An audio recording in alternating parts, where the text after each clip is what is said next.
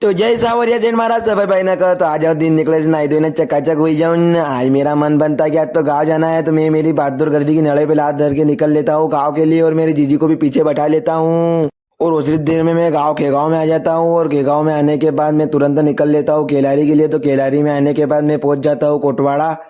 तो कोटवाड़ा होने के बाद जरा देर बाबू को के ले लियो, क्योंकि बाबू के तो स्मार्ट लगी रहो तो वो मारो भतीजो भी तो न उतरी देर में मैं जानो तो मामा घर का लेने भी हूँ निकल ही जाऊँ।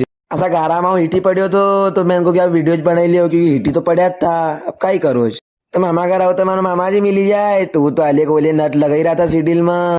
न फिर हम मामा जी के मामा जी को हार मानो ना मगर छोड़ना चलो अमलपुरा, तो भी छोड़ना लेना आई जाए ना उतरी देर में अमलपुरा पहुंची जावा। तो हमारो मन पड़े ब्रेड समोसा को, तो हम एक ब्रेड समोसा मचकई लेवा।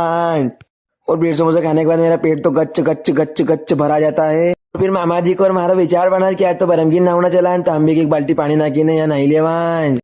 की सभी भगवान का दर्शन कर लेवा ना। दर्शन करने के बाद मामा जी मका छोड़ी जाए अमलपुरा, तो अमलपुरा छोड़ने के बाद उतनी देर में शाम हो जाती है, और मेरे गांव के पवना जी मिल जाते हैं, तो उनके साथ मैं निकल लेता हूँ गांव के लिए।